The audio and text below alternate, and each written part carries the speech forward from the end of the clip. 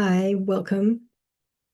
This is Seer and Higher Self, Part 22, Identity Theft Decree. Chapter 1, What is the Core Principle? I hope you're well. I am Elaine. I claim this space, video, and decree in Source's name. In this energy work, we emphasize conviction and connection to Source through the heart and from the heart. That is where true power comes from. In this energy clearing and work, we affirm, I am sovereign. I release what is not mine. I reclaim what is mine in Source's name. It is done. Simple. The body is the golden key. And this is a shift from feeling like everything is being done to us to actually being a light worker, an agent of change. In the 3D material plane,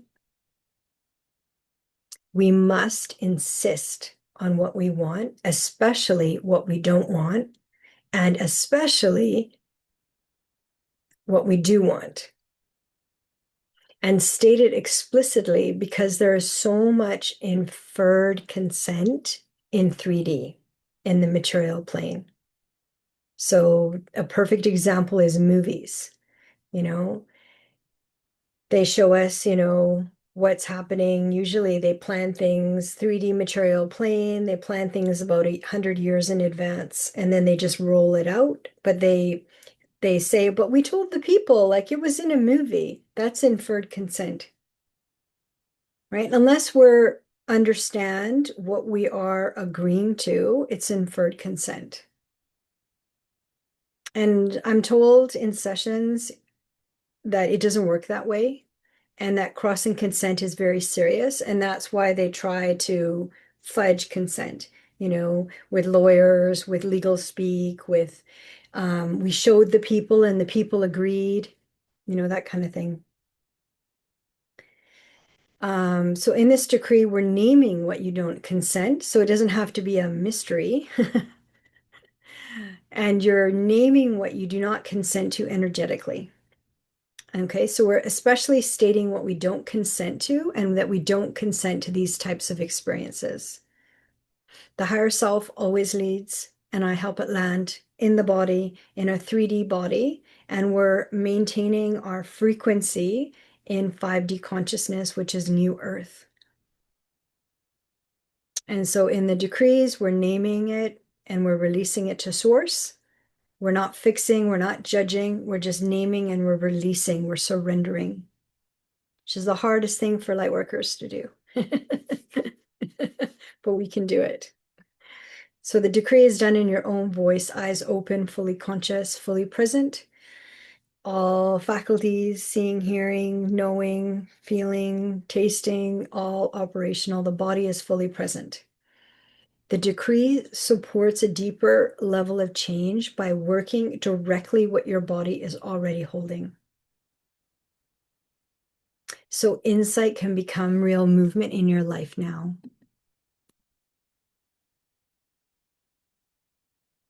Okay, good. Take a minute. Always have, something close by to drink. Good. So before, beginning, always ask yourself, is this aligned with your soul's journey, with your higher self? Do I want this energy clearing? Right? It's the most sacred thing a soul carries is its right to choose for itself, always in every time, space, dimension. And consent is the most used, the most misused. They want us to think it's the most used like it's a positive, but it's actually a negative. So consent is the most misused in 3D. And it's so precious. And also self-care is really important. Do the decree when you have uninterrupted space and time, when you're not rushed or uncertain. Do it when you decide. Have the emotional readiness, because you might feel grief, anger, fear. Allow it, but don't let it stop you. Always wait for that sovereign yes. I'm ready. Yes, I'm ready to release what is no longer for my highest and greatest good. Yes, I want true source alignment. You deep breath in and out. Thank you for being here. And we will continue on with chapter 2. So, Seer and Higher Self, part 22, Identity Theft Decree, chapter 2. How did this identity theft decree come about? I love the theta brain state. It's a relaxed state just before you go to sleep and just before you go into that deep delta sleep, or just before you wake up. You're starting to come out of the delta sleep and coming into the theta brain state. And that is your higher self. Only source aligned is right there with you. And it's really important to say higher self, only source aligned, because there's so much trickery, and 3D Earth is very convoluted. So we want to be crystal clear who we're speaking to on an energy level. And a bit of background about me is Eckhart Tolle taught me presence from 1997 to 2000. I was 27 years old. He taught me one-to-one every Tuesday. So he sat in a chair and I sat in a chair. So for 3 years in Vancouver. And he said I had the biggest pain body. It's not something to brag about. I actually came from a trauma background. And Eckhart teaches presence through the heart, and the mind and the ego is not you. And he carries stillness, presence. And he calls source, he actually connects with divine presence, because that is kind of like the sun's rays. Instead of having the full sun, divine presence is like the rays of the sun. And I guide towards sovereignty, reaching the cellular structure in the body through the heart to source consciousness. And the installations are not you, ending generational karmic loops with a decree. That's the intention. And so my mother was part of the dark triad, the psychopath, sociopath, narcissist. And she was in this life and then 3 other lifetimes. So 4 lifetimes I was stuck in this trauma loop. But the mother obviously isn't the mother. She's, as a light worker, we come in to help lineages. And so her lineage was not developing at all. So the matrilineal line needed to actually be removed. And so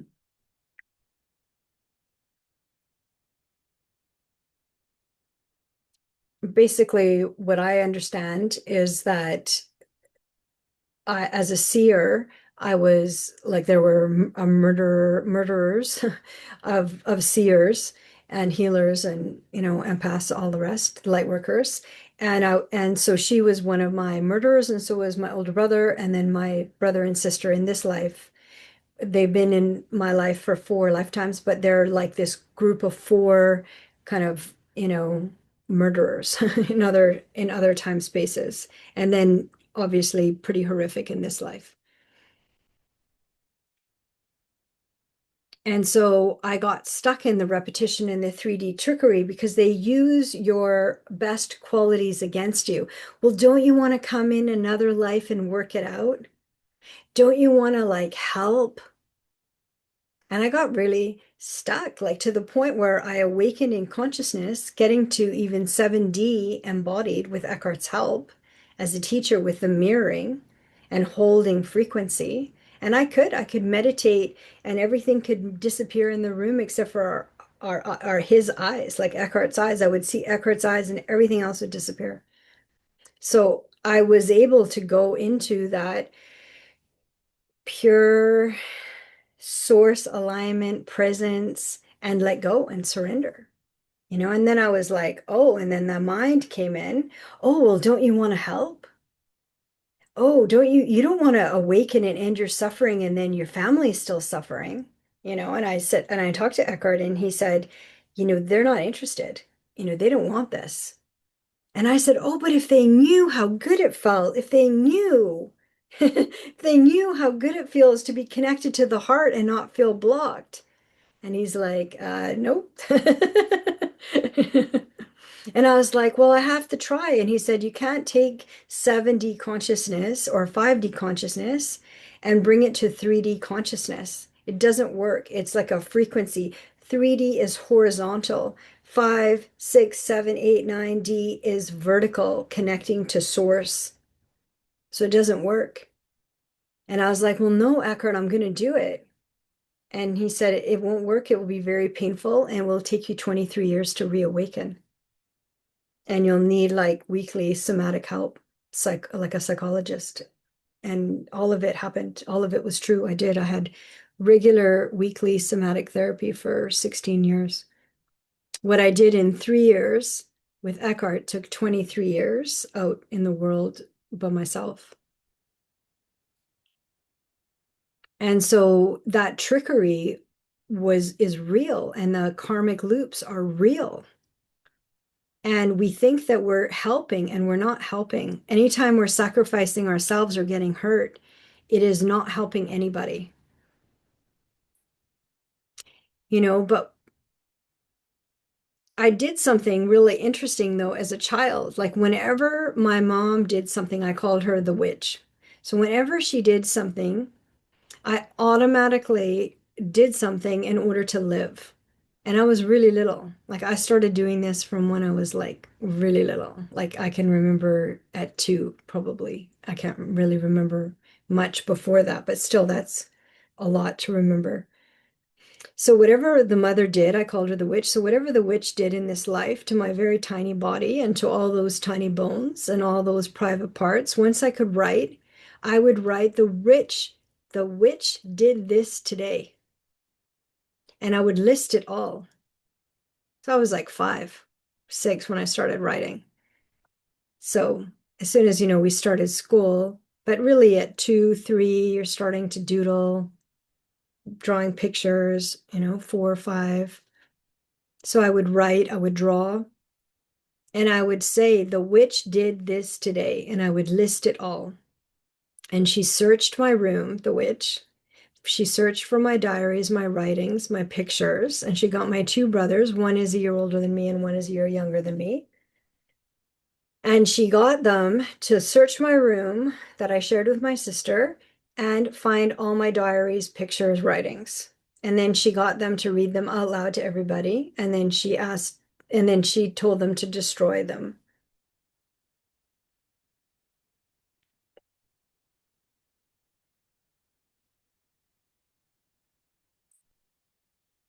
And so that was the remembering. Like I was remembering, even as a young child, I was remembering something that was powerful to do. I was naming, I was writing. And I remembered even through the humiliation, through the violence of all levels of abuse, I knew to document it.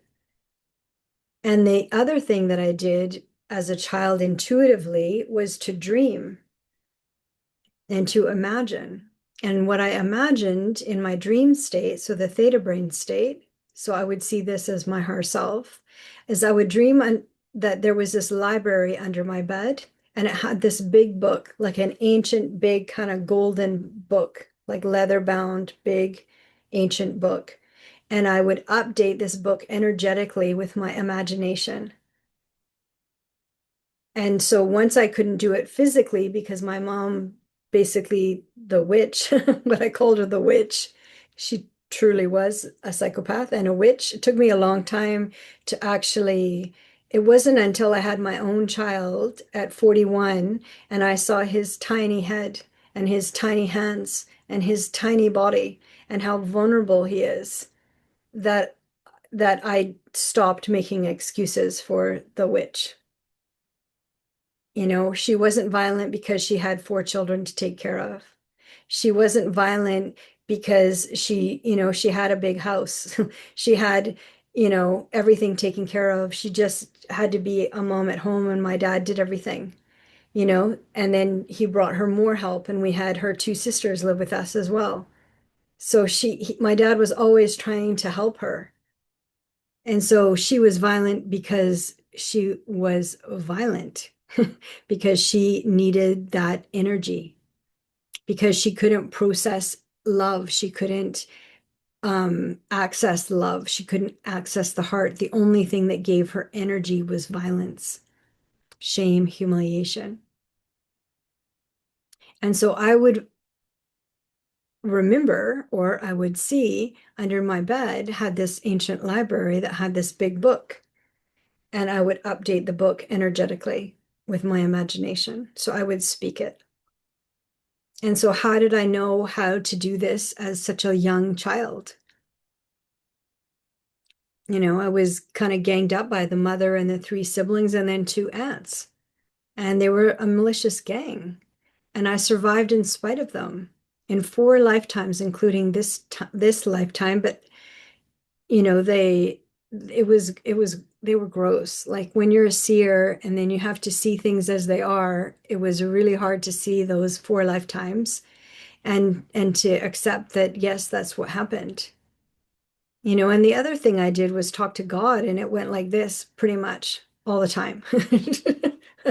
God, what is going on here? I was so confused. It was so overwhelming. It was brutal.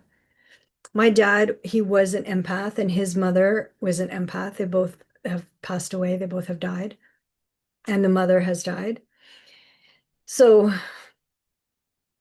yeah, the mother died in 2023, and the dad died in 2003. Yeah, 2003.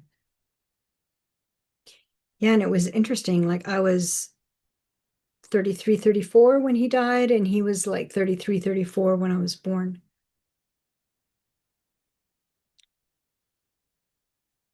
So I always had this direct conversation with God that started out loud when I was 2 years old and still continues.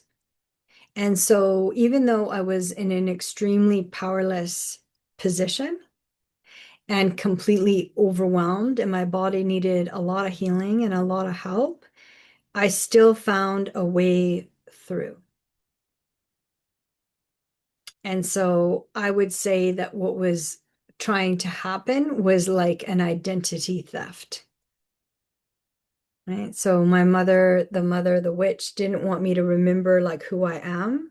And she didn't want me to have any power. She wanted me to be completely surrounded and overwhelmed. But we don't always get what we want, especially when it's negative. All right, so have something to drink.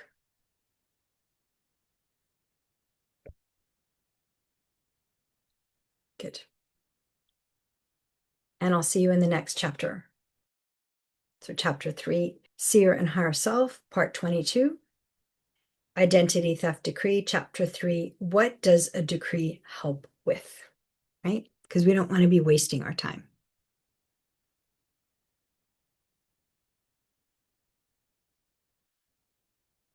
The decree helps you stabilize in your own body, your own energy, and your own frequency. And this is energy work. You're removing what is not for your highest and greatest good. The repetition cycle, the confusion, perhaps the violence, perhaps, the trickery. And then the decree is simple. You revoke what you do not want and you reclaim what you do. And you speak the decree in your own voice and you update your energetic records that are only source aligned. And the decree is done in your own voice, eyes open, fully conscious, fully present. Right? The body is fully present. Right? We're not in the theta brain state. The decree supports a deeper level of change because we're working directly with what the body is holding. And it's already right there. Like as a seer, I would see it because it's right, it's presenting itself, like a gift. Here's the next step. Here's the gift. And we connect with our higher self, our highest consciousness, only source aligned. And those words are really important with guides, with the higher self, even only source aligned. And we're connecting to source through the heart. So in this work, we're always asking our higher self, do you consent? Is this aligned with your heart? Do you want this? Do I want this energy clearing? And we always wait for a sovereign yes, right? So that you're always the one that's choosing. I'm ready. I'm ready to release all this garbage. That's not mine. And I'm releasing what's no longer for my highest and greatest good, and the highest and greatest good for all, because we always work under the law of grace and under the law of one. And I want true source alignment. I want true source connection through the heart. Seer and Higher Self, Part 22, Identity Theft Decree, Chapter 4. What is seer work? So we all can choose to be a seer. So it's like a style, it's like an expression. So sometimes with trauma, we mute or dampen our natural source aligned abilities as light workers. And light workers are, if you identify as an empath, sensitive, starseed, black sheep, even, lots of empaths are black sheep. They're the target. They're the target. Yeah, can't say it any more bluntly, unfortunately. And sometimes 3D is just too intense and you're not safe, and there's no adults that are safe to talk to about experiences as a child. And children actually can handle really difficult things as long as they have somebody that they can talk to and that they feel safe with.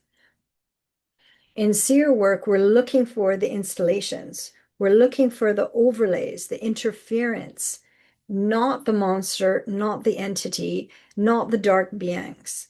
So that's endless warfare. Oh, some dark being is, taking you over. It's like, release that. Okay. We're looking for, they work very sophisticated from 4D. They come from a higher dimension. They can't go past 11D. So say source is 25D. The seraphim are 24D. They can't go past 11D, but they've gotten so far away because of their own free will choices. They've gotten so far away from source that they actually brag and call themselves the 1%ers. But they have 1% light. So that's like 1D or less than 1D. 1%. All right. So the installations are the mechanisms of interference, and this is the paradigm shift. This is what is shifting now in 2026 as people are awakening their consciousness, anchoring into new earth, into 5D. It's a frequency. We're still in 3D bodies, right? We don't leave our 3D bodies, but we are at a state of presence or a state of being. And seer work is directly connected to source, no intermediaries. There's no channeling. I don't go out of my body to get information. The information comes in through source into my body and then connecting with my higher self. And guidance arises in conscious presence, with your higher self, only source aligned, with the highest consciousness of unconditional love. And seer work is regulated in clarity. And so it's the most stable. It's like an orientation and an integration, and then a releasing of what is not for your highest and greatest good. And as a seer, we're always looking for verification for the body. How does the body feel? What's happening with the body? And that's what I think. I think that they got a parasite because 3D Earth is inverted. They have like a parasite, and so they see everything in an inversion. And they're kind of like lost their minds. So instead of connecting to source consciousness, which is heart-based consciousness, they connect to pain and fear. So what gives them energy in 3D is pain and fear. And that's why 3D, the material plane, is set up that way. And then the body is the golden key. So you'll perceive, adjust, and confirm the integration from the body. And I think maybe that's why they have a parasite is like they don't have a body. And so there's like a parasite in the mind. And then they've kind of got lost and they got lost for like a couple thousand years or maybe longer. And so it's important that the guidance shifts and that the body agrees and that we're connecting to source consciousness. So if we, for example, if we experience something that feels like out of the blue, like a psychic attack, pause. Like a psychic attack would be like, you weren't close to something, but like something like a glass jar, say, broke and smashed, you know? Like and then you're like, oh wow, so if you're living with the narcissist would say, oh, you're so clumsy, you always break things. But if you're an energy worker and a seer, you always ask, who was that? Who was that? Is it true that I'm clumsy? Or who shattered that glass?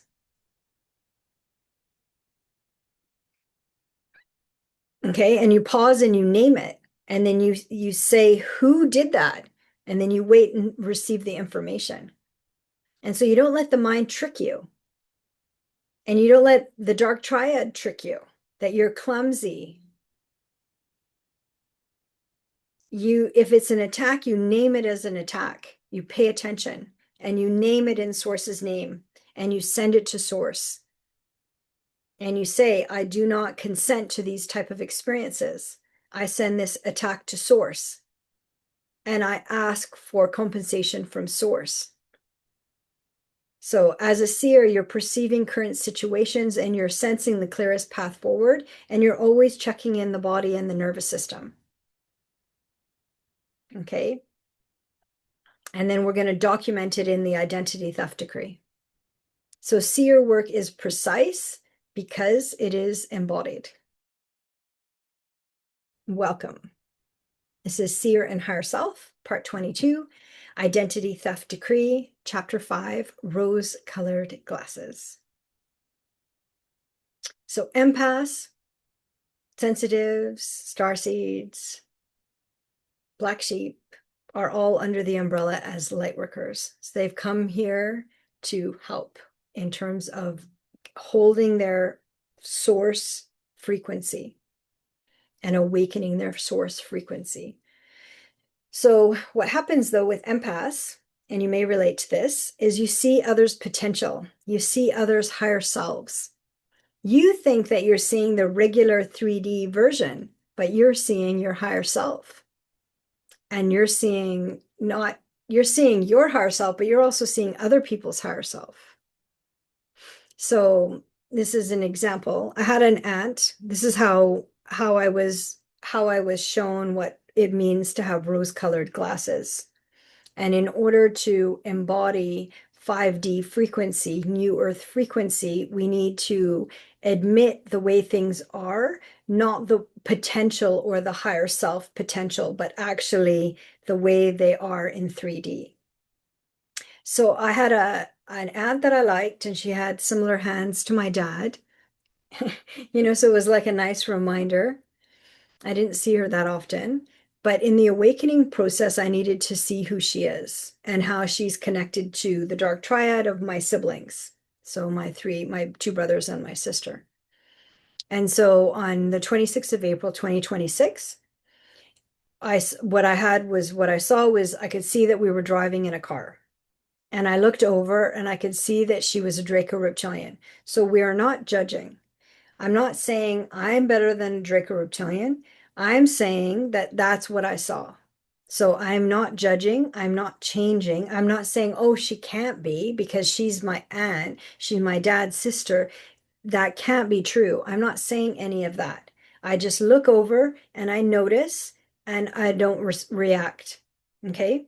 And so what I saw is that she was siphoning from my solar plexus. So she was siphoning energy, right? Because they need energy. The dark triad need energy. And she appeared caring, but I couldn't actually name a caring example in the 5 decades that I knew her. So it was only a thought in my mind. I was seeing her from my higher self perspective, wanting her to be a certain way because she is my aunt. I didn't want her to be as she is. But in the awakening process, I needed to take off my rose-colored glasses because it was the thought in my mind, but it wasn't actually true. So when we got to her place, I left the car and all, and I didn't want anything of hers. I didn't want the car, and I could see. And that's it. I just accepted that I could see things as they are. So I just needed to see who she truly is and not the rose-colored glasses version. So I learned from my higher self and guides of Only Source Aligned that I needed to see it for what it truly is and who she truly is to get the siphoning shut down because it was draining me. And actually, they can't do that much with your energy. So all it does is drain you. Like they are maybe can get like 1% of what they're taking or what they're draining or what they're siphoning. But the rest they cannot actually energetically, it's such a mismatch. So all it does is drain you, and then you have no energy, and then you're whenever depressed or anxious, connecting more into the mind. So once I could see the dynamic, I cleared it in a decree. So that's what it means to be a light worker, and then also to remove the rose-colored glasses. So as light workers, we want to see the highest version, but we need to see things as they truly are in order to say no and to shut it down. And remember, you're not causing harm because nobody is supposed to be siphoning your energy. I mean, people, you can die from having your energy siphoned. You can be so depressed you can't get out of bed. So it's a big deal for you. Yeah. Yeah. All right. Have something to drink. All right. Always be good to yourselves. And we'll see you in the next chapter, chapter 6. Welcome back. So, Seer and Higher Self, part 22, the Identity Theft Decree. Chapter 6, how is the decree done? Okay, so the process includes writing the decree. So you need one piece of paper. Oh, this one has typing. There's no typing. You're going to handwrite everything. Okay, so one piece of paper, and you're going to start at the very top. Okay, and you're going to handwrite it. So no typing on the computer. I had one guy say to me that had a session that he hasn't written in so long because everything he does is on the computer. So, and then you're gonna write it, and then you're gonna speak it out loud 3 times because your voice has resonance and power. And then we're gonna burn the decree. And I found the safest way not to do it in a fire because you want to actually collect the ashes, but having a pot on the stove, and you're gonna get your piece of paper. We're gonna fold it 3 times, and I use tongs. If you don't have tongs, so somebody I did a decree with didn't have tongs, and then she got scissors, so scissors worked. So actually, scissors are very stable. Probably they actually feel a bit more stable than the tongs because the tong it can be a bit slippery, but the scissors also you can just hold them and they're very skinny. And then we're going to light the piece of paper. So you're going to light the piece of paper and like the corners, and then just hold it over the pot as it's burning. Just hold it over the pot, and then it's going to turn to ash. And then we want to make sure all the pieces of paper burn to ash. Okay, so it's quite surprising what this one tiny piece of paper can do. And I've had many people be very shocked. The flame can be quite big, even though it's a tiny piece of paper, can also bring a lot of smoke. And so I would always turn on the exhaust and also open a window. And we're not, writing a book because we don't want to overwhelm our system. We want to do things in stages, um, uh, in stages doing this process. And then we're going to salt the ashes, seal them with sea salt. So this is local sea salt from Vancouver Island. And then that's it. So that's kind of our supplies. And we're going to flush them down the toilet. So they're not a keepsake. So do not keep the ashes. They are all going to get flushed down the toilet, and then just make sure that everything flushes. I've had ashes hide underneath the toilet seat, so I lift the seat up completely. So just make sure that everything gets burned and then sealed with salt and then flushed down the toilet. And then I rinse the pot a few times and put that water also in the toilet. And then you can reuse your pot, just wash it like normal because it's just one piece of paper. But a lot can happen in that one piece of paper because it's showing what's in your energy field. Okay. And then just notice what's happening with your body. So you can see I'm even getting into action activated, right? Because I have all these images of all these different things I've seen happen in people's decrees. And witness the shifts in your body. How's your body feeling? How does it feel watching the flame? What little pieces of paper didn't burn?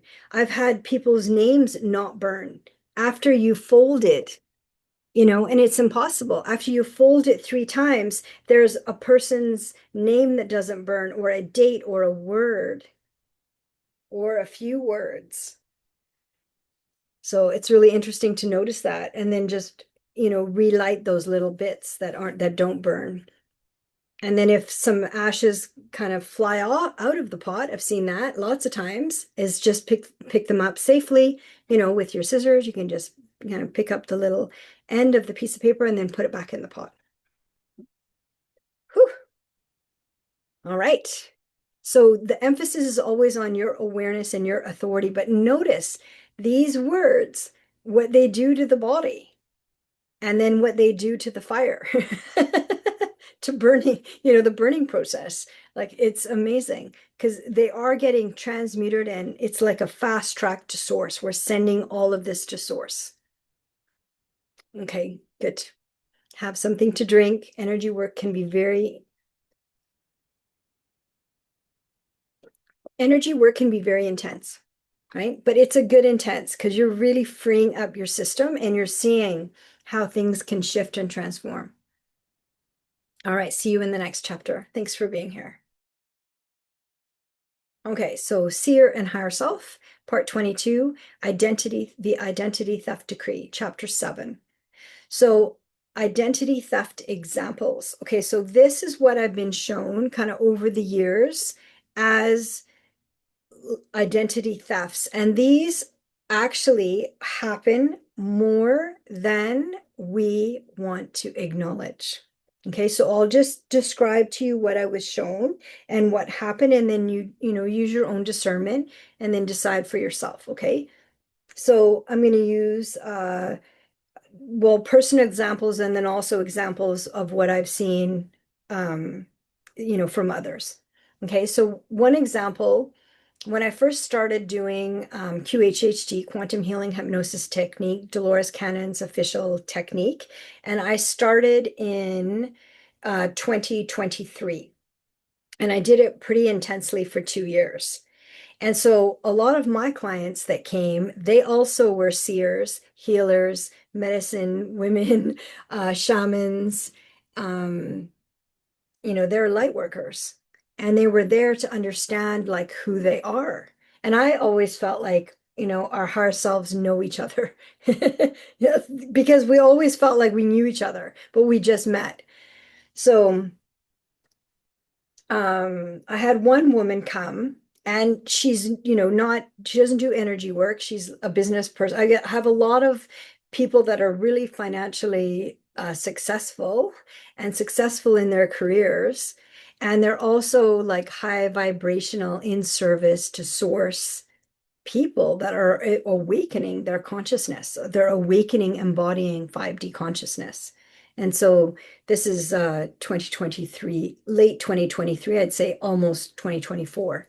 So when she came in, it was 2024, and she's a seer. So she sees, she hears. So she's, if she's in an elevator with somebody, she's getting messages from ancestors, she's getting messages from their higher self, and she's a business person.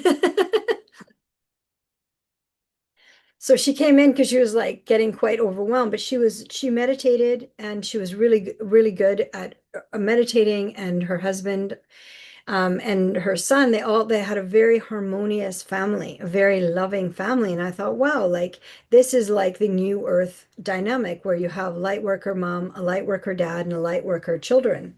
And then they're holding that frequency together.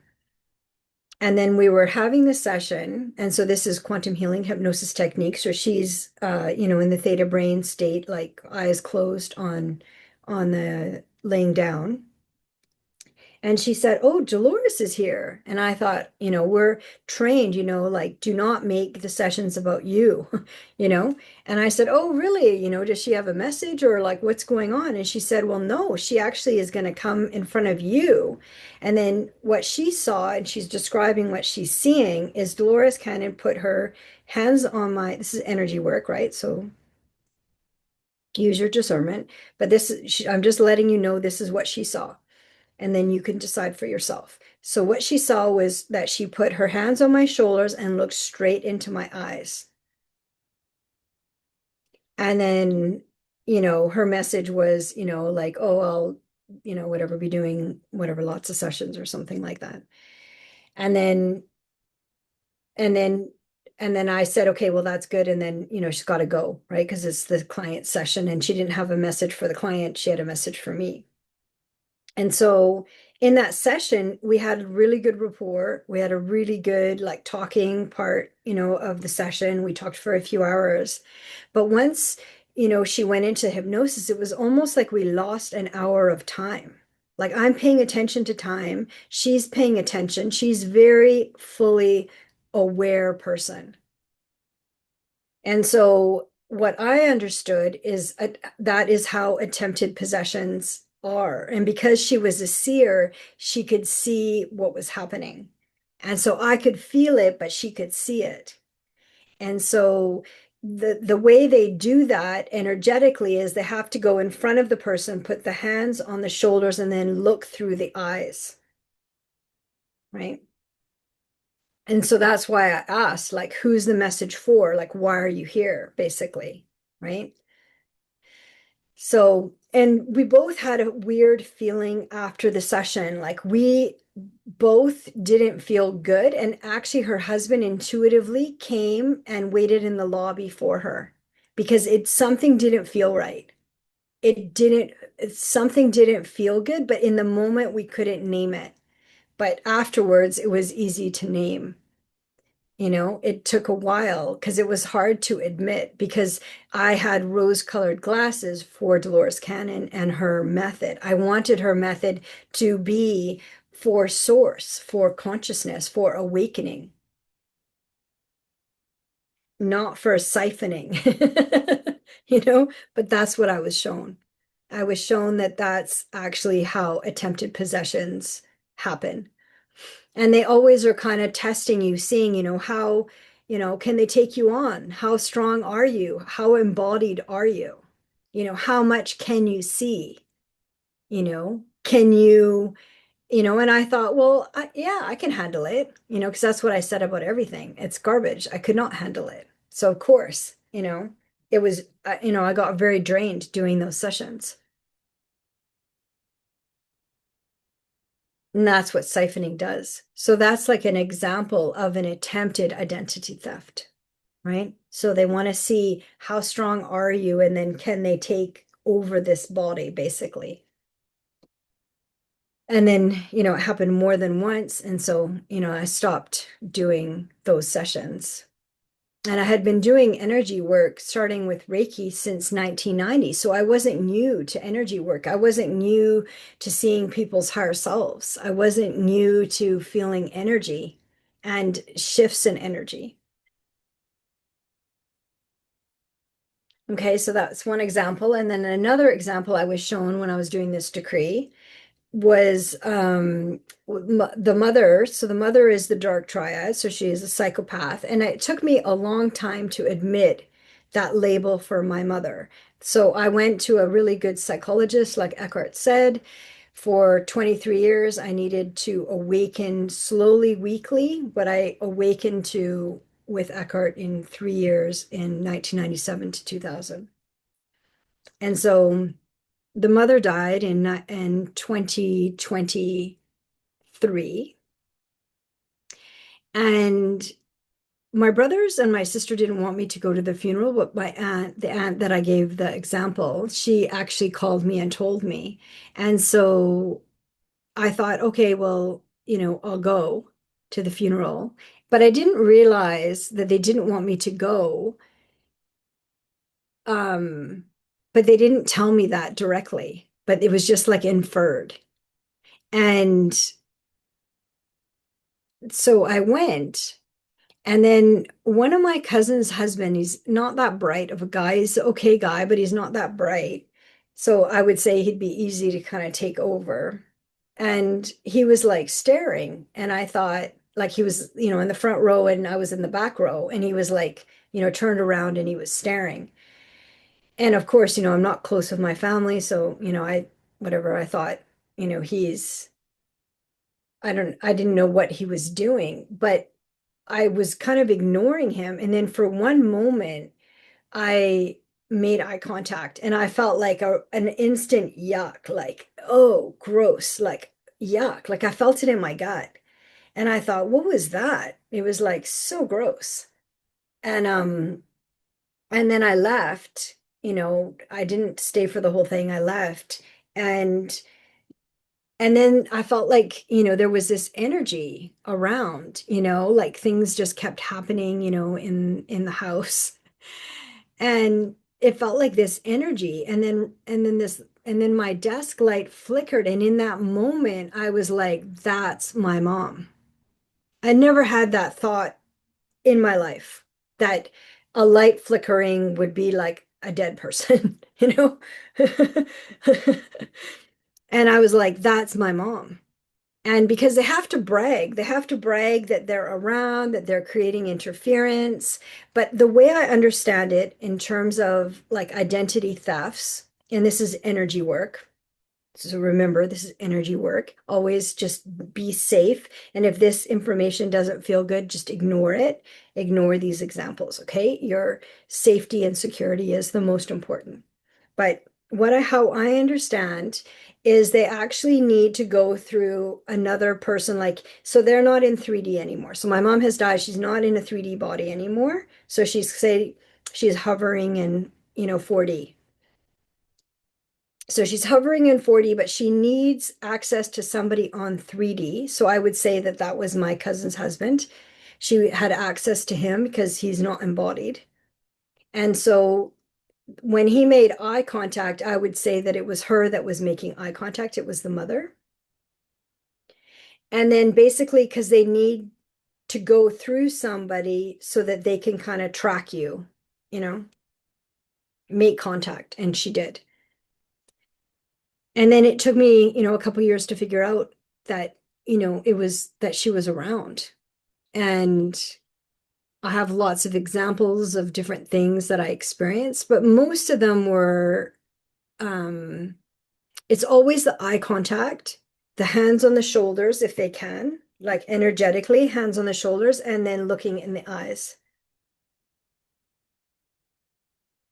And then finally, when the light flickered, I was just like, wait a minute, like, that's my mom. And like, I never had that thought ever in my entire life. And then I was like, you must go. And then I basically expelled her. I was like, because as soon as you see it, then you can like take action. It was because I was so used to my mom's energy that it's almost like I could feel it, but I couldn't see it. But I felt like something is wrong or something is around me or something is bothering me. It was kind of like that. It was like an irritant. And then things kept breaking. I had lots of, things break in the house, like The dishwasher it was brand new and it was only like a couple months old and it was all like mangled inside. And the repair guy came and he's just like, what happened? And I'm like, I don't know. It just stopped working. And he's like, I've never seen this before. And it was all like messed up inside. And then the toilet broke, the electrical panel broke, the washing machine broke, the dryer broke, everything electrical, right? So they work, 4D works with electricity. And so all these electrical appliances broke. And needed to get replaced. And so they do that, so that that you spend money, that you're also confused and worn down.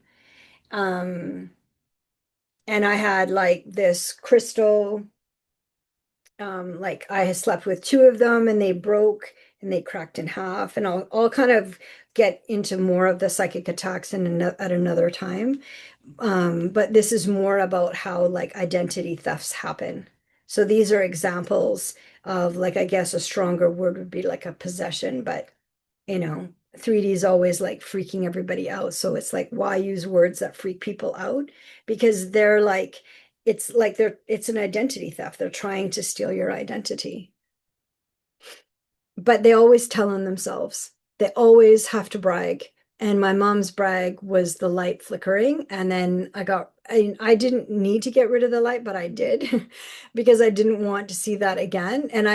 But most importantly, how I felt in my body. I felt totally gross.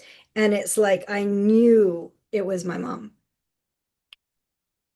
and that she was causing interference and just trying to basically wear me down. But that light flickering completely woke me up.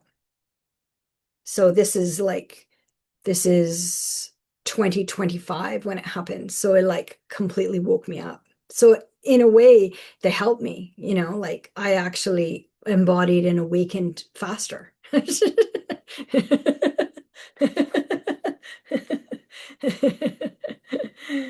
So, and then I saw another person where the mother is like quite sick, and the daughter is quite like I would say she's not a very experienced person. She frightens very easily. She's in her late 40s, but she's a very frightened, nervous, spends most of her time kind of just staying with her own little family unit and not being like out in the world. Like she never worked out in the world. She kept herself very secluded, her choice to keep herself very secluded. And what I saw was her and her mother, and I was there as the observer. And then the mother went to kiss her on the lips, and I said, "No, don't do that." And the mother, like, had to stop. And then I said to the daughter, I said, "Don't let her do that." The daughter was like, she's quite a frightened person. She was like, and then I said, "You don't have consent to do that." I said to the mother. So I went kind of like as an advocate for her because I know her. So how I would understand that is her higher self came to me to ask me to help because I know both of them. And so I told the mother, no, you cannot do that. Basically, stand down, back off. So that's kind of like how we help as light workers. And they always tell on themselves because they need credit. They love to brag. 3D interference loves to brag. They love to have credit. And false entities, they cannot come through the heart. They only come through the mind, creating confusion. And then, trying to get you to spend all your money fixing through electricity, the lamp, the dishwasher, the toilet, the technology and water, right? Like they're always going through technology, electricity.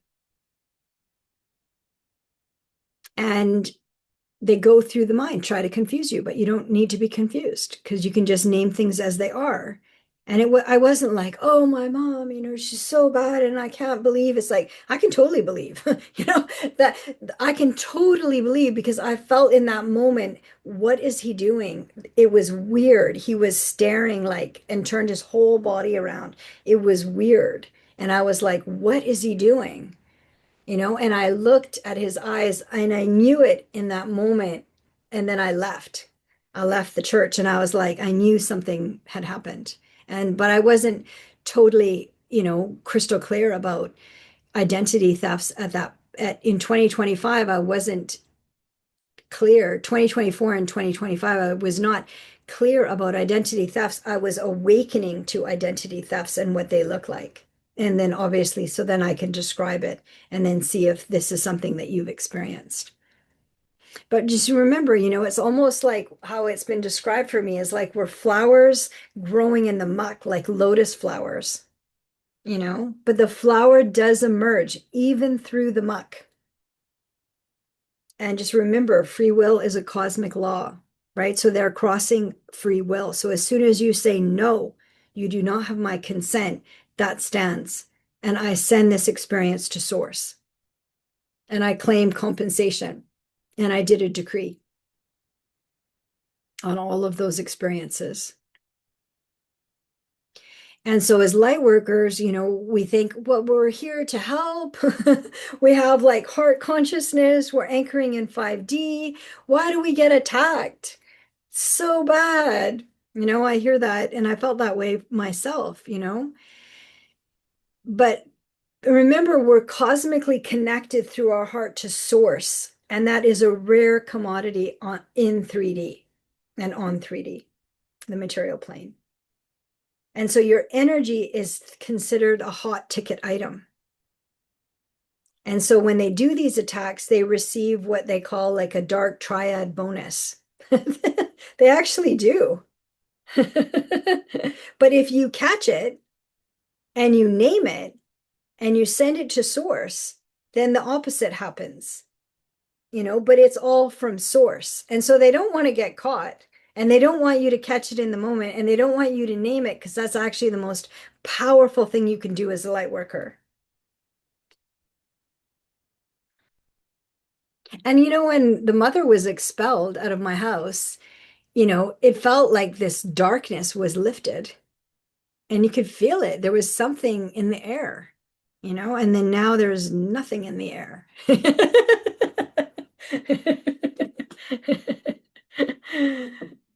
All right. Again, have something to drink, have a break, and then just you're going to start connecting examples for yourself, because I didn't understand identity theft. For 2 years, I was in a process of learning until I could finally like articulate it. And, nothing is ever hopeless. Like, remember, your heart-based consciousness is the most powerful thing you have, is your connection to source. Good job. We'll see you in the next chapter. Welcome to Seer and Higher Self. Part 22, Identity Theft Decree, Chapter 8, the Decree Process and Instruments. Okay, so we have our instruments. We've already had all our supplies. We have our supplies ready. But now we need a quiet, uninterrupted space. Okay, and I always say, have one or two pieces. Ideally, we want to fit everything on both sides in one piece of paper, but if it goes onto another piece of paper, that's okay. And have, all your fire starter, have your pen, have your you can use a candle to burn, have your pot, in the kitchen nearby, have your tongs or your scissors, your sea salt. And then you're going to be close to the toilet and the kitchen. And then, you're going to really claim it in your throat when you speak your decree out loud. And one young man, he like said, no, I want to stand when I do my decree. And he did. But my body feels overwhelmed. So I have not done a decree standing up. So just doing some energy clearing through the hair, just because those examples, in chapter 7 can cause a fright. Don't be frightened. Like these are just, it's educational, meaning like it's just for your awareness, and then you'll notice and see if you've ever had that feeling or that experience, or maybe you're experiencing it now and you're like, aha, I know what's happening. That's amazing. That's a clear awakening. And so the decree is an energetic severance. This is energy work. So it's complete. Contracts, cords, vows, agreements dissolved, not just released with love and light. That's bypassing.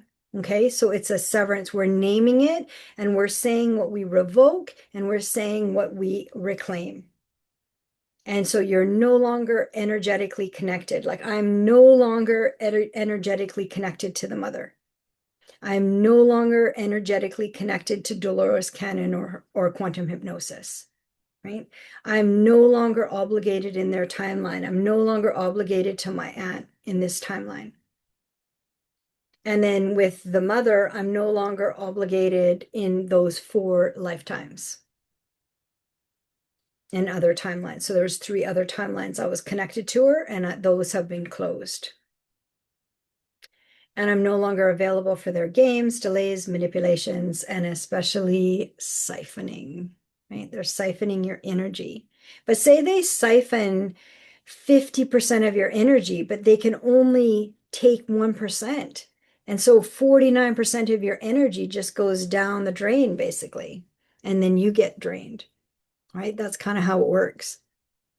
Because if it worked and I could give away energy, I would give it away. But light is earned and connection to source is earned through the heart. So, and that's what you're declaring. Loyalty is sacred, but not to those who violate it. So there's no spiritual bypassing because interference is serious and we're naming it out loud and we're revoking it. And then we're not doing the forgiveness bypassing that is toxic, that re-engages with their frequency and their energy. And no zero leaks to them.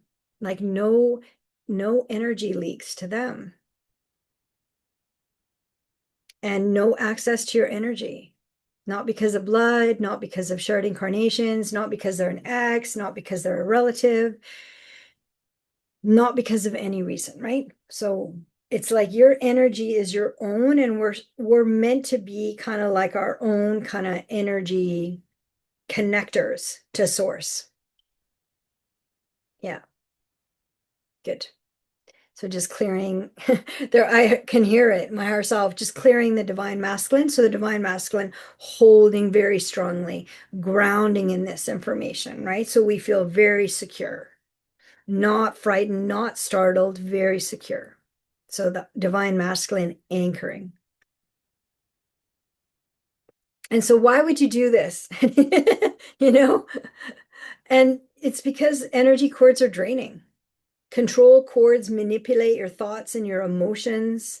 Karma cords keep you in loops and do-overs, in a repetition cycle for, not just in this life, in re-experiencing things over and over again, hoping that they'll change or they'll get better later.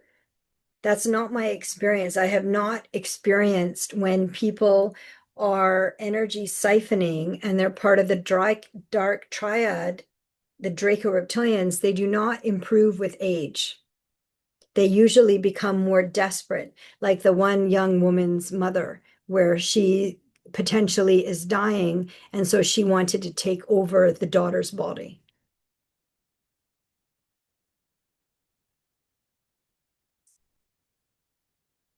Okay.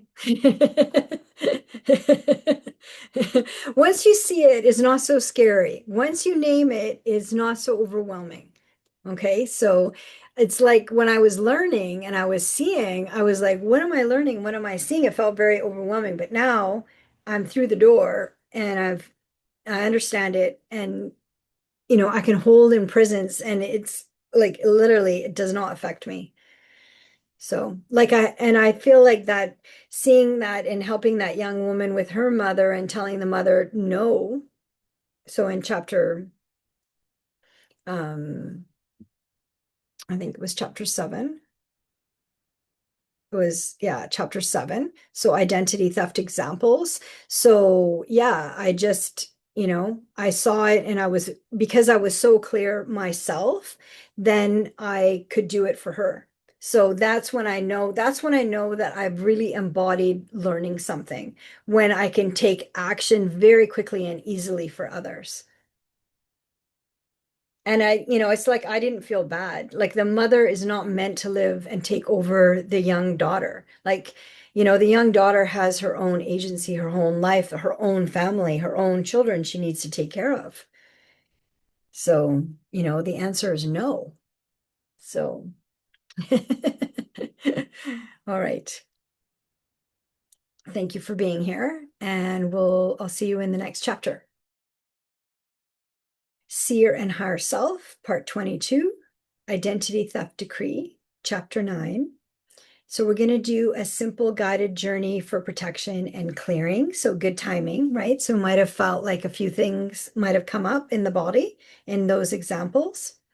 So get comfortable. So it's always really important to be comfortable.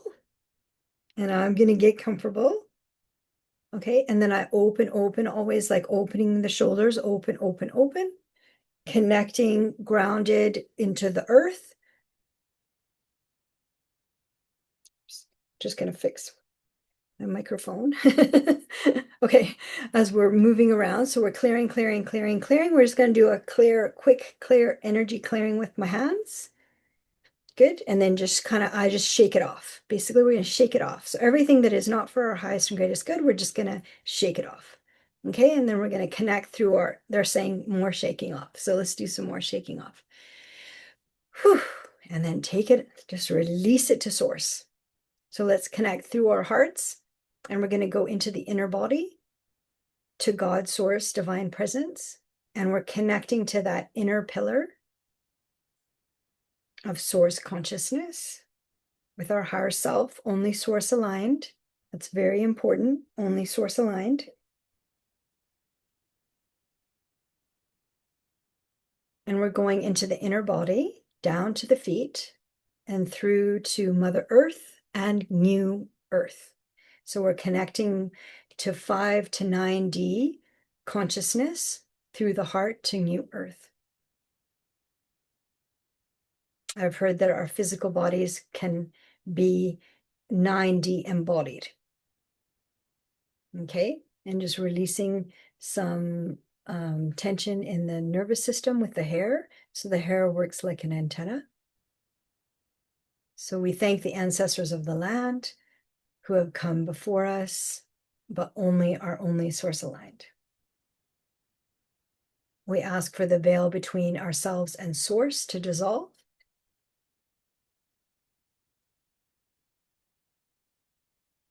So that we may feel, know, and experience guidance in its purest, direct form, directly to source. Good. We call in our higher self of only unconditional love and only source aligned. And we call in our guides of only unconditional love, only source aligned, sealed in source's name. Good. We now claim our space in source's name. And we claim this identity theft decree in source's name. We welcome unconditional love and source's golden light into every cell within our body, awakening and activating, releasing what is not for our highest and greatest good. And we're bringing in all the vitamins and minerals and crystals that are needed for our highest and greatest good from New Earth's crystalline grid. We call in only what meets us fully.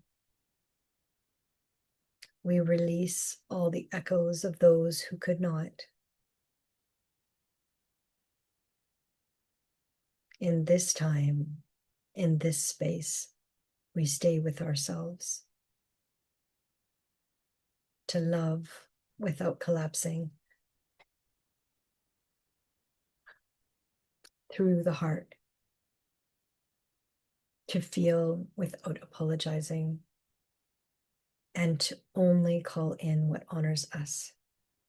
Source, mirroring source. God, mirroring God. We remember ourselves beyond the story of the ego, the conscious mind, in this time, in this space, in the now, presence through the heart. As we affirm that our energy is our own, and we only give and receive in balance, all that approaches us must match love, truth, and respect. We affirm that we're no longer waiting for validation. We no longer hold back what we know from source.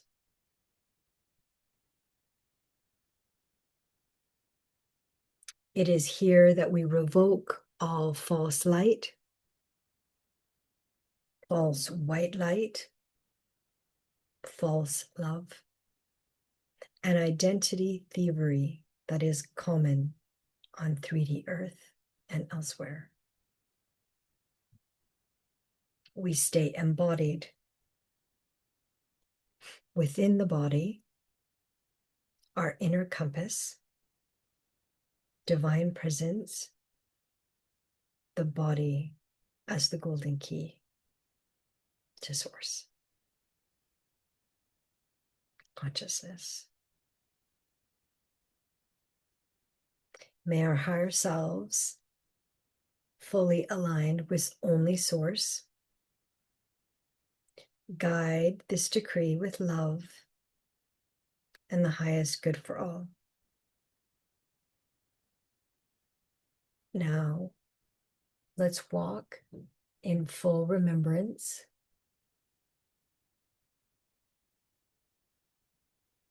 in source alignment through the heart. As we seal this space in source's golden light, only source enters here, grounded, protected, and connected through the heart and the inner body. Deep breath in and out. Good. We'll see you in the next chapter. Welcome. With the hair. So Seer and Higher Self, Part 22, the Identity Theft Decree. Chapter 10, let's start writing. Get your piece of paper, your blank piece of paper, hopefully, and a pen. We're not going to type it. We're going to write it. It really embodies the experience, writing it with your hand. Okay, so you can start writing. I, and then your full name. So it'd be like I, Elaine Arsons. So I, your full name. Your birth date, your day, month, year, your place of birth, time of birth, if you know it, or you can do like an approximate. City, town, state, province, and country.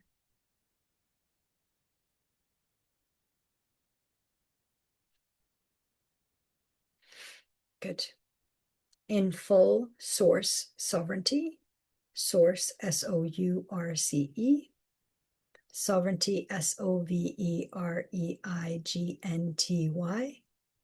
It's a word that we don't use very often. Have something to drink. Can feel a bit tense, but I'll just repeat. I, full name, birth date, place of birth, time of birth, city, town, state, province, country, in full source sovereignty and with the witnessed authority of only source aligned, source, SOURCE, and then aligned, ALIGNED. And now we're going to list the team. I call them the team. So the ones that came forward for you. But if it's just you, your higher self, and source, like you, your higher self, only source aligned, and source, that's enough.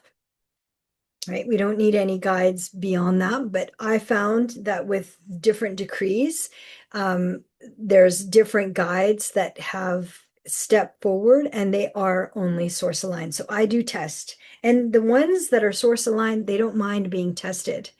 The ones that are not source aligned, when I test them, they do not like being tested. They have a bit of a temper tantrum. So, or they're always like, what? What? Well, it's not a big deal. Like, I can be here. And it's like, no, you can't.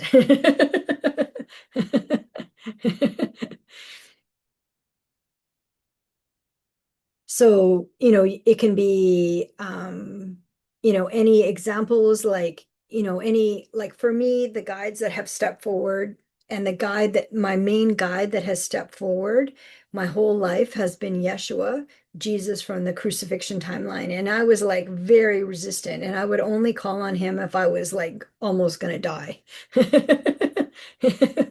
Because he was so claimed by religion. And and then I was really horrified with the crucifixion, like actual way that they killed people in that timeline. That I was horrified, and it was really difficult for me to see that. But anyway, so I always say Yeshua, only source aligned, and then Miriam, Mother Mary.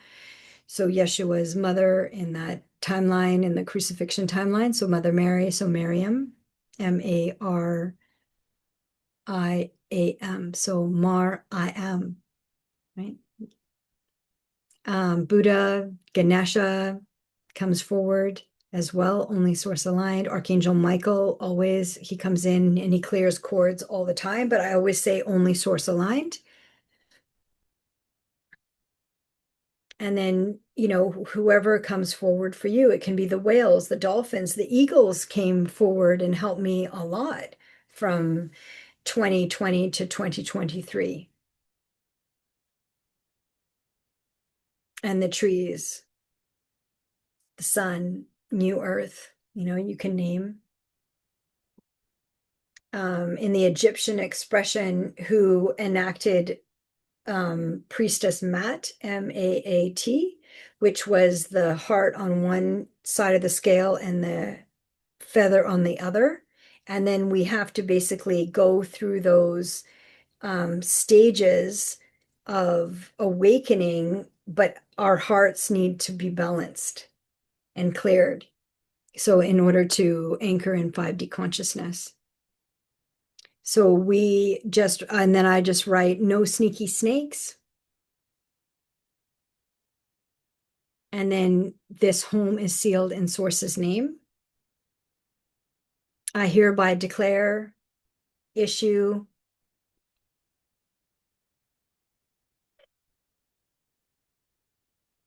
and ask for only Source justice and Source mercy for the identity theft decree, internally and externally, in all time, space, dimensions, under the law of grace, under the law of one.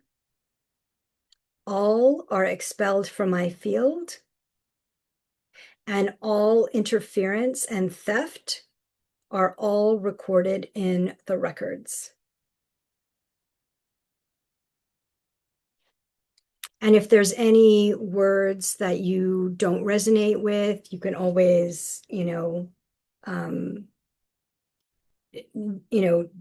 the words that resonate for you. But if there are some that I'm using, and I've seen them come up in people's sessions and come up for me, and then just ask yourself why. And, because sometimes when it is something that actually is very powerful, I've had clients receive bribes like, oh, don't say that. And then they're like, they're seers too. And they're like, why not? And then they look into it. So one client received a bribe not to say astral spiders or the scarab or black spiders. And then so she basically, she's like, no, I'm writing it. Okay, so this is where we're going to write a list.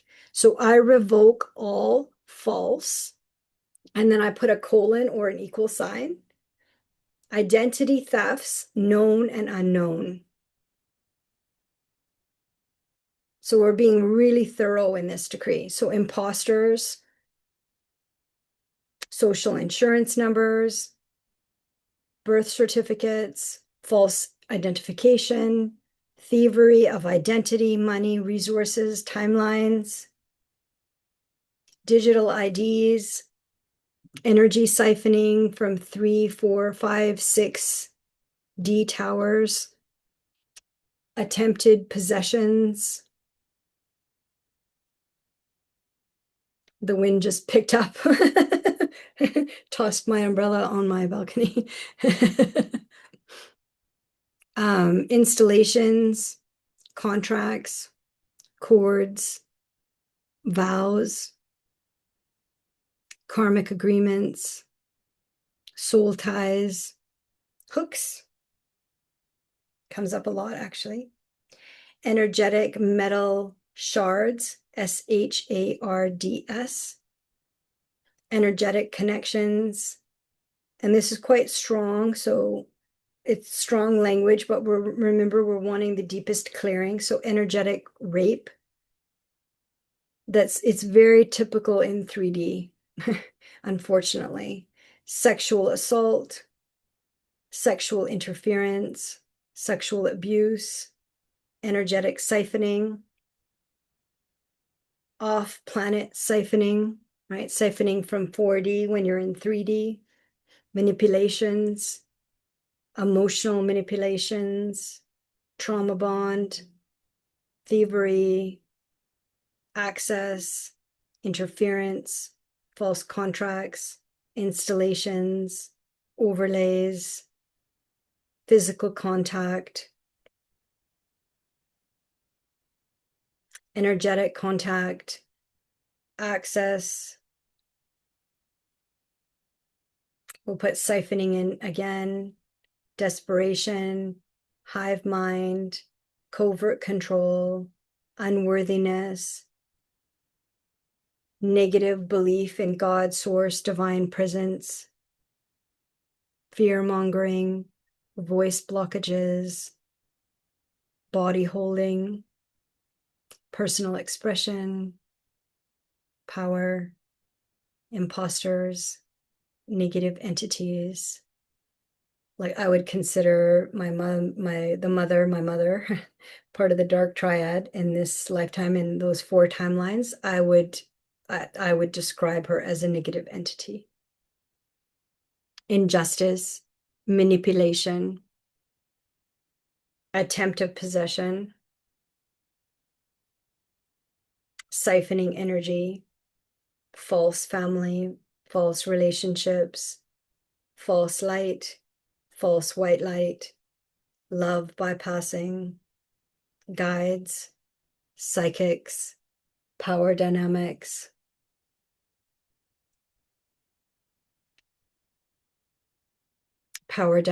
instilling fear, astral spiders, black spiders, voodoo dolls, VOODOO, dolls, DOLLS, pride,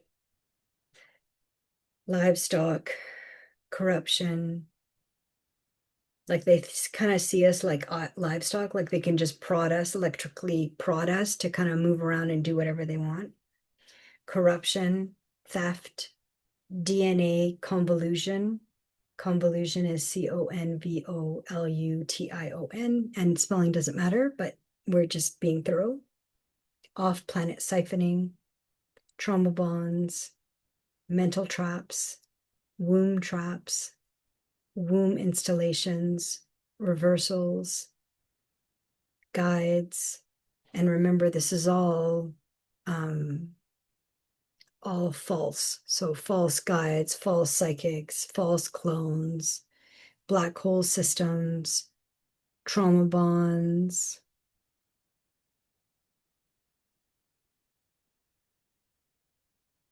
intrusions, irritation, destabilization, triggers, loosh, LOOSH feeding system. So loosh feeding system is like always getting you to go to fear, shame, guilt, to stay stuck and stay in very low 3D. And then they parasite kind of like your energy from that. So loosh feeding systems and then parasites. And then from the Egyptian expression timeline, the scarab attachment. So scarab, SCARAB. The scarab looked like kind of like a large beetle, and it basically attached to keep you in a karma repetition cycle. So reincarnation cycle. It's like a technology. It looks like it's like a scarab looks like a bug or, you know, but it's actually like a tech system that attaches usually to the solar plexus or different parts of the body. I've seen it attached in the heart. I've seen it attached in the solar plexus. It's usually the two, sometimes the third eye, so that you don't see.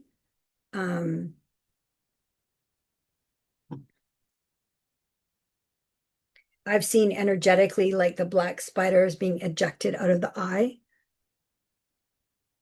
So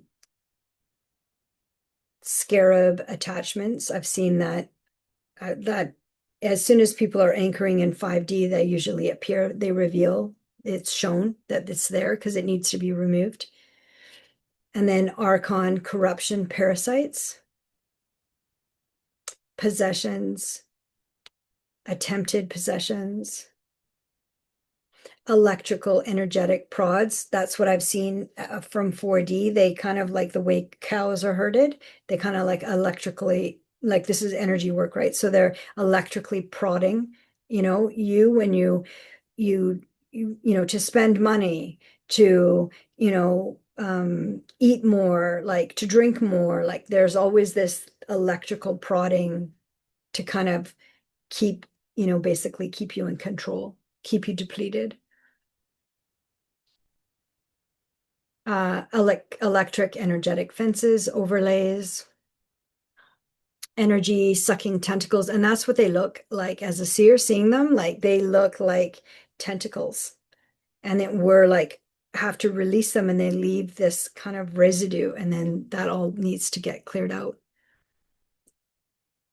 And then to pull out the good enough thread, like I'm not good enough, I have to improve, I have to be better. We're removing that thread out. And then cellular interference. And then this is all still under, I revoke all false. So false matrix systems, insecurity, quantum entanglements, access, patriarchy. And patriarchy affects men just as much as it affects women, light workers. Rage from possession, ancient con artists, those who play God, humiliation, lies on my name, threats, inferred permission. And then I revoke all inferred permission in all time, space, dimensions to or for any use of my identity, access to my energy, draw from my field, remain in any of my timelines, hold any claim on my body, energy, money, identity, resources, property, inheritance, and sovereignty. And then just name anything else that comes to mind. We're getting there. This is the thick of it. And then write, they have zero claim on me. I draw a line from source and declare, enough now. It's source's turn.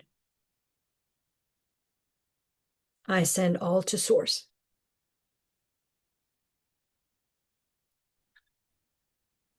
I declare injustice that is relevant to me.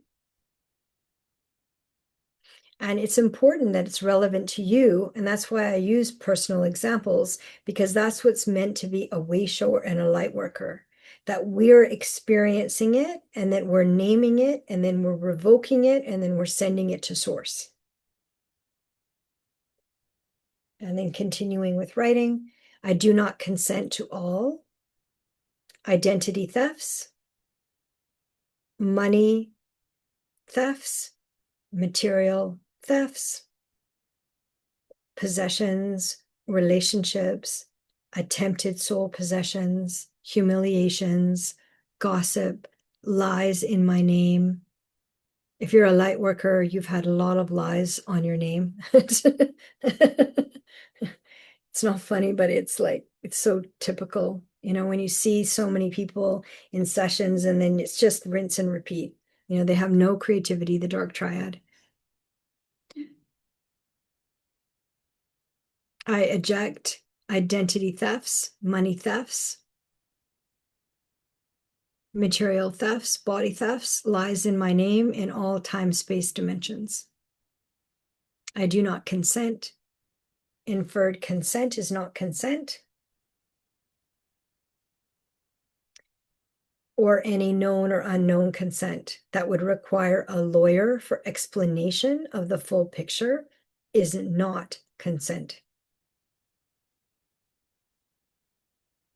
I do not give consent to these kinds of experiences.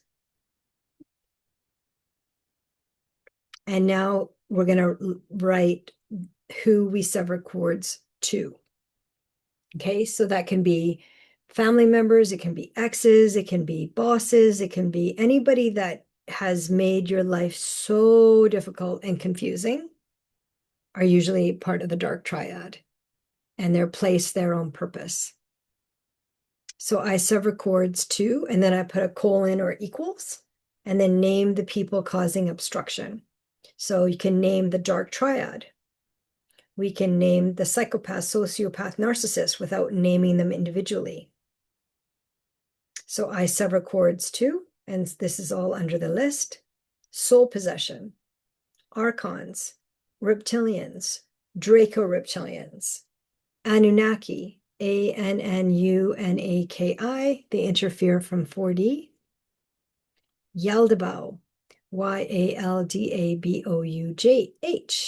He's the 3D ruler, known and unknown. So he actually just sees that he's like the blind ruler, they called him, because he thinks there is no source. He thinks it's it. Another thing that has come through sessions is called Lucifer and his army. And that's usually like Hollywood, music, Hollywood, glamour, you know, like the Instagram, like I'm traveling all over the world and I don't have a job. And I'm staying at luxury places.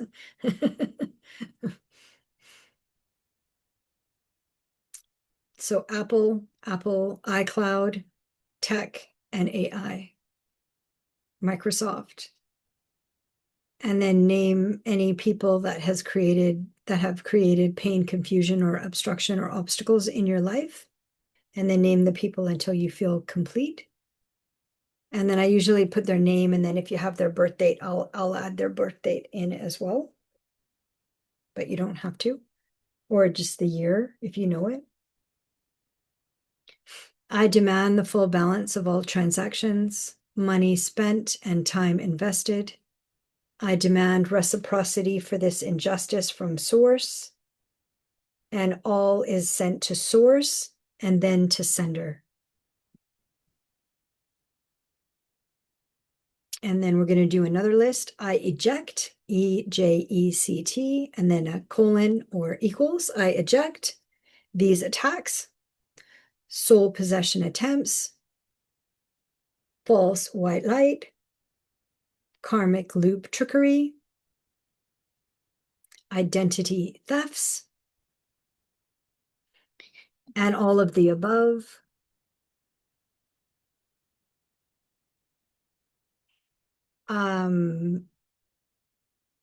Named out of my life in all time, space, dimensions, and are all sent to source, then sender. And from source, I reclaim and demand. Source does like it when we put our foot down, when we stop wanting, when we stop being used, and we see the trickery, and then we're naming it. So from source, I reclaim and demand, the balance of these transactions. I demand only reciprocity of these injustices in all time, space, energy, and losses. Just doing some energy clearing.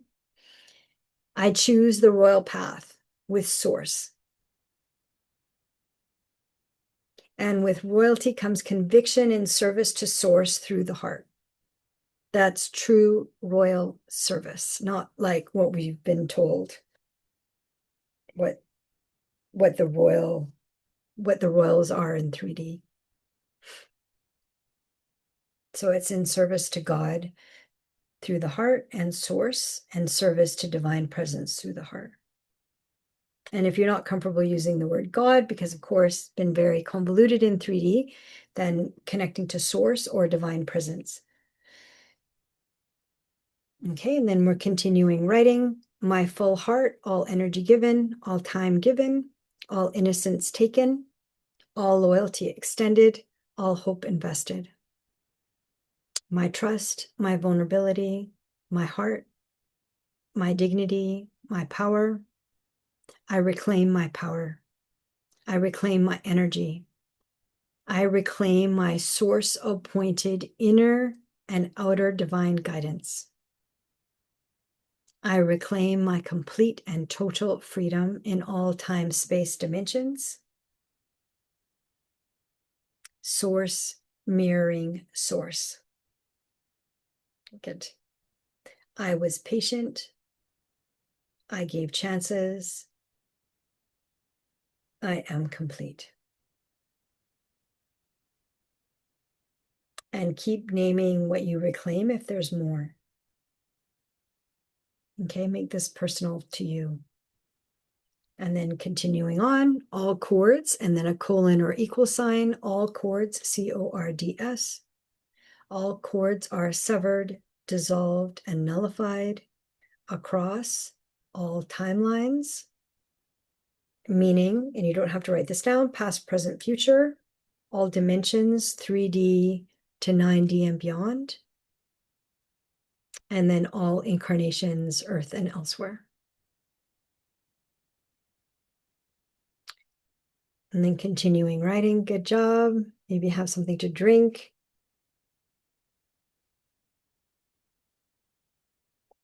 Okay, so updated in the records as named if only source aligned. Updated in the Akashic records, that's your soul's complete history in timelines. So updated in the Akashic records with your higher self, only source aligned.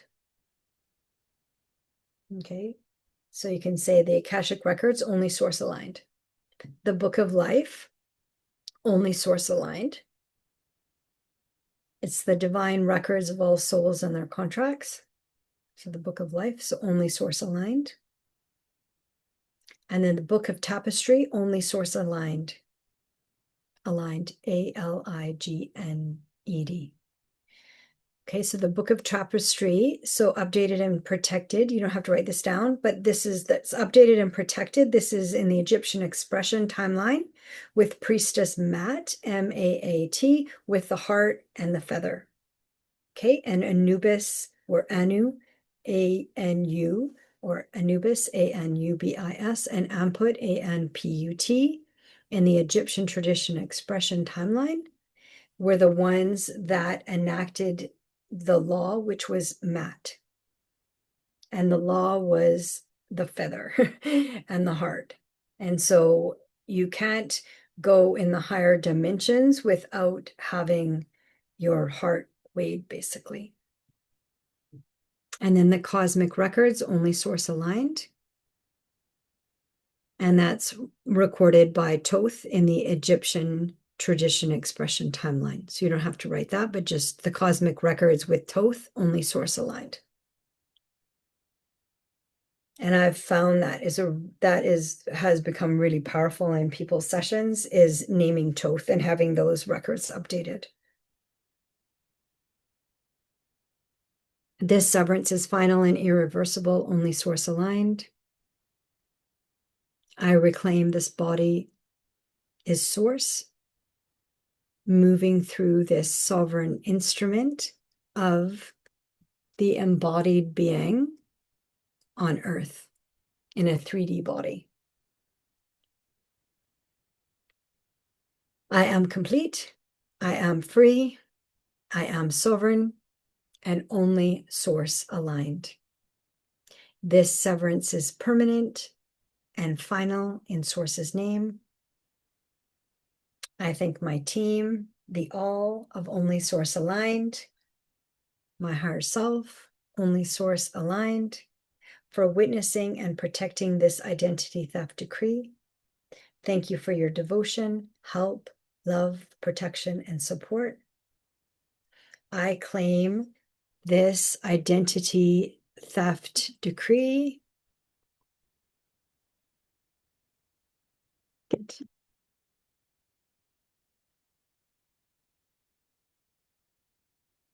In source's name. So it is declared. So it is done.